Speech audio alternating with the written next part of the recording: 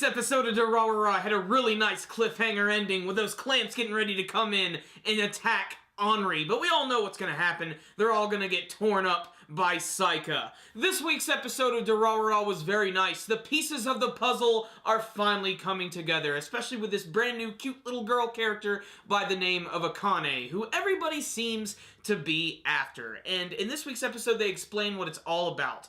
So this girl is actually the daughter of this big mafia Yakuza gang, and they've actually hired Celti to try and protect her and track her down. While at the same time, there's also this other guy by the name of Yadogiri, who's this big, old, smooth talker who's hired these Russian assassins to not only track her down, but to also take out the headless rider Celti as well. You can imagine that pretty much everybody's just going to converge eventually, and yes, they do. We saw that at the end of last week's episode, where Celti was beheaded by Verona. And Verona's an awesome character. She's this female Russian assassin, and she's really gorgeous, and she seems to have knowledge about the most trivial of things. In fact, I actually learned quite a bit this week about milk, man nipples, and even the number 13. This was a pretty educational episode of Durarara. She's teamed up with this other big dude who has white hair. I completely forgot his name, but he's hilarious. Just the simplest things get to this guy, and they actually sort of complement each other because one of them is incredibly extreme, and the other one, not so much. In fact, Verona seems to be really bored of being an Ikebukuro.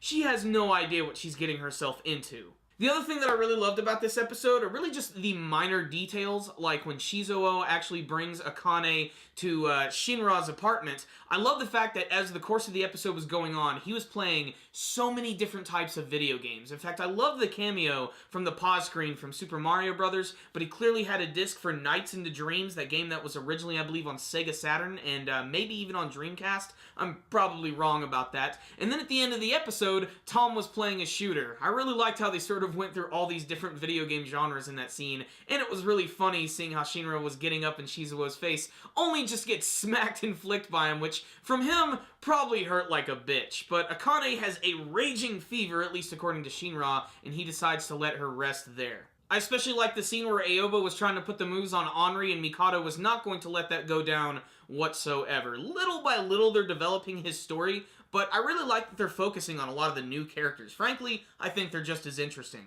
Especially all the Russian assassins. These guys are freaking awesome. So what's the rundown on this week's episode of Durarara? Very simple, but pretty nice episode of the series. Introducing some brand new characters and some key concepts, and this arc is finally starting to make a little more sense, and I'm really liking the intrigue behind all of it, especially how everybody is sort of connected and playing each other, and how they're all eventually going to converge at one moment. That's really what I'm looking forward to seeing the most. But my favorite thing about this week's episode was the two new Russian assassins, in particular Verona. I just love her overall design and her ridiculous banter when she pretty much seems to know the answer to everything, and she gives it in excruciating detail as well. This week's episode did sort of shy away from the whole Chikage story that was started in last week's episode, but I'm okay with it. I love when they get involved with all the mafia and everything. That's definitely one of my favorite things about Durarara, and that's one of the things I'm really enjoying about this season right here.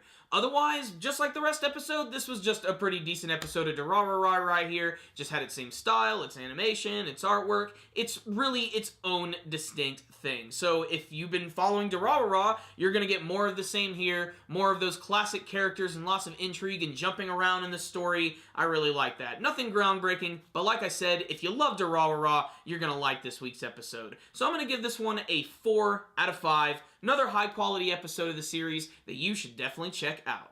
Thank you guys for watching my review. If you liked this video, please give it a thumbs up. And before you guys leave, please tell me what you thought about this week's episode of Durarara in the comment section below. Did you guys have a favorite scene from this week's episode? A brand new character? What do you want to see from the rest of this season of Durarara? Remember, if you have not subscribed to our channel, you can do that by clicking on the channel icon right up here. And remember to also follow us on social media like Facebook and on Twitter. And check out our brand new podcast show, The Powerful Nerdcast. There will be a link for that in the description box below. Thank you guys for watching. Super Kami Guru 9000.